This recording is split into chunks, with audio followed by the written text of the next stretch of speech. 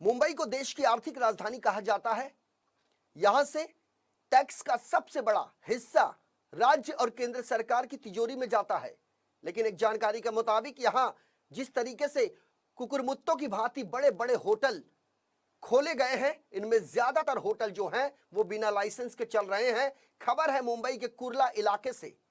सूत्रों के हवाले से मिली जानकारी के मुताबिक कुर्ला एक ऐसा इलाका है जो बृहन मुंबई महानगर पालिका के एल विभाग के अंतर्गत आता है और इस इलाके के अंतर्गत आने वाले उन अवैध होटलों पर कार्रवाई करना वक्त की जरूरत है।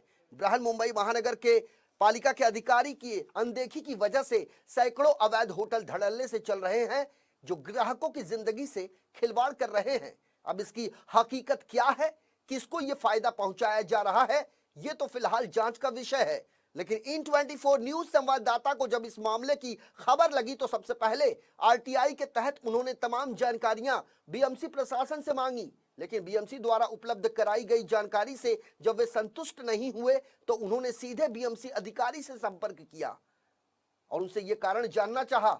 उन्होंने क्या कुछ कहा ये तो हम आपको सुनाएंगे, लेकिन इससे पहले आपको बता दें कि पिछली कई घटनाएं मुंबई में ऐसी घटी कि होटलों में आग की घटनाएं सामने आई जिसमें बड़े पैमाने पर जान माल का नुकसान हुआ। प्रशासन ने कार्रवाई की बात कही, लेकिन आज भी धड़ल्ले से चल रहे हैं मुंबई में अवैध होटल जो सिर्फ अपनी तिजोरी भरने का काम कर रहे हैं। उन्हें किसी की जिंदगी से मानो कोई सरोकार नहीं है। आपको बता दें कि मुंबई में एक इमारत गिरने की वजह से कई लोगों की मौत हो गई थी। वहीं वार्ड अधिकारी जो कि सहायक मनपा आयुक्त के तौर पर जाना जाता है, उसे भी सस्पेंड कर दिया गया था। हालांकि इन बातों से दूसरे वार्ड के अधिकारियों पर कोई खास फर्क नहीं पड़ा। यह खबर जो हम आपको दिखा रहे हैं यह सिर्फ कुर्ला की खबर है। हमारा भी सर्वे चालू है इसके बारे में जी। एक 2 महीना हो गया हम लोग बीट वाइज उसका सर्वे कर रहे हैं। ओके। इसका रिपोर्ट आने के बाद आपको दिया जाएगा कितना है। अभी तो फिलहाल सर्वे चालू है।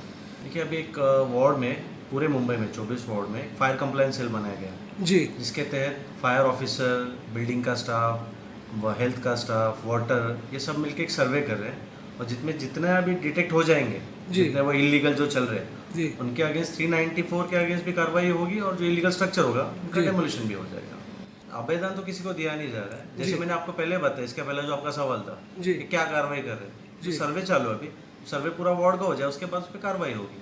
अभी तो वार्ड का अगर पूरा एरिया देखा जाए तो 11 स्क्वायर किलोमीटर का वार्ड है, 16 बीट है जी। एक वार्ड में अगर चेक करने जाए तो कम से कम 1 हफ्ता लग जाता है जी। तो नहीं बोला तो एटलीस्ट 2-3 महीने तो सर्वे चलेगा पूरा। ये स्टाफ तो वही है, कार्रवाई करने वाला भी स्टाफ वही है और सर्वे वाला स्टाफ भी वही है जी। तो ऐसे तो होगा नहीं कि सर्वे भी चालू हो साथ में कार्रवाई हो।